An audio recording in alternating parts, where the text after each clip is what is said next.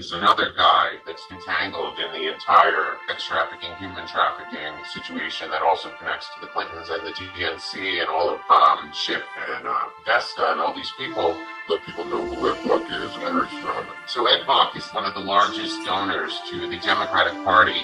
He's donated thousands of dollars, like Epstein did, to Barack Obama, Hillary Clinton, Gavin Newsom, Adam Schiff, Ted Lieu. Buck basically was always around with glamorous dinner parties and fundraisers for the DNC. Well, it turns out Buck is a serial killer. Young black men and black children, boys, he would pick them up, usually homeless or people that were drug addicts. He would entice them into sexual games. He lived in West Hollywood, California, about 2 blocks from where Adam Schiff and also the Standard Hotel. And as we know, a long time ago, the FBI dropped information that Adam Schiff was seen going in and out of Ed Buck's home. That's disturbing enough, but now we have more coming out because Ed Buck's trial officially started finally. Turns out he would shoot up these black children and black teens with GHB, that's the date-rape drug, and methamphetamine, and then he would torture them, sexually torture them, mentally torture them. 2 men died in his house for a long time. The LAPD and West Hollywood police were doing nothing. Yeah, they covered it up. Yeah, until one man survived and got away. The 66-year-old businessman. Anyway, Carlos Sinclair was one of the people. He was plucked out of homeless encampment downtown LA, forced to play sexual fetish games with Ed Buck in his West Hollywood apartment. He was injected with GHB, methamphetamine. He passed out smoking drugs and discovered Ed Buck injecting him while he was sleeping, according to this guy. When he woke up, Ed Buck was sitting on him, facing him,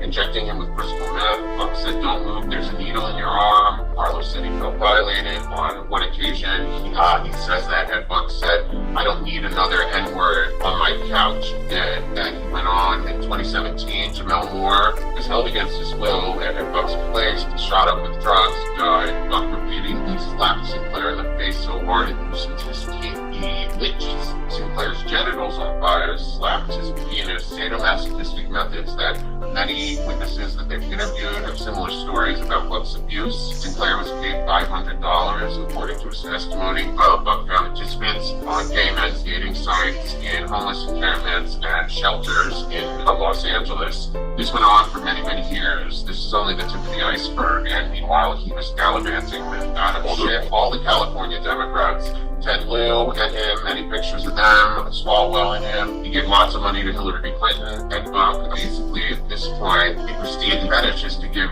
drugs to the point of overdose and watch people suffer while he tortures them. We will find out, I believe, that more died than we're hearing, which is the 2 for now. Luckily, one man did escape and forced to look at the case, so that is in development. I think that the timing of that is really interesting. But one thing I want to say before we move forward is that some of this information it's not PG, hard information to listen to. If we ever get disclosure of the images of some of this stuff or video, which we know there's a lot of information out there, none of this stuff is easy to see, or it's actually quite horrific to know this stuff. You can't close a blind eye to this horror. It's the same way where when we talk about the Jews were liberated, that they forced the Germans to go see the camp, the local Germans, because they wouldn't believe it. So because of Anthony Bourdain is back in the news, and his book is coming out. Documentary about him. Bourdain also talked about spear cooking at Epstein Island and all of this, but Bourdain also, it is suggested,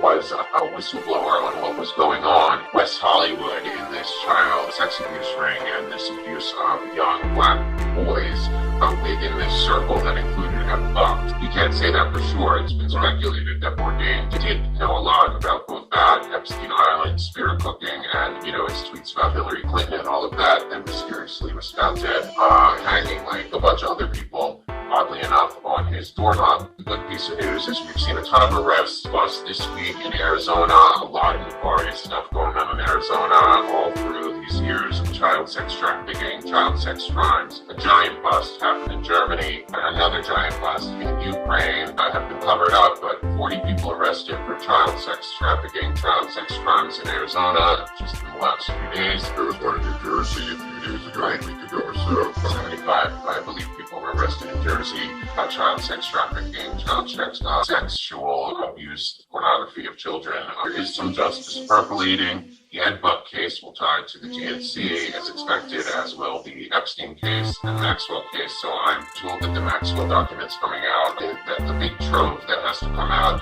really have a lot to do with the Clinton Foundation, Clinton Global Initiative, and Epstein and Ghislaine Maxwell's connections to that whole world. Also, for people, we've been telling you for a long time, I know a lot of truth people out there think the John Durham case is nothing, that it's never going to come out. Trump keeps saying, where's Durham? We know that. Well, on the good side of justice, Devin Nunes, who was the one, remember, was one of the only heroes still working for We the People in D.C., he came out and assured Sarah Carter that the John Durham report is still coming and it's huge, and that Obama officials will go to prison, according to Nunes, who is the one who gave in the criminal referrals, if everyone remembers, all that time ago. The first one, and he went head to head with testimony, and then it was shit for it. Absolutely the other way.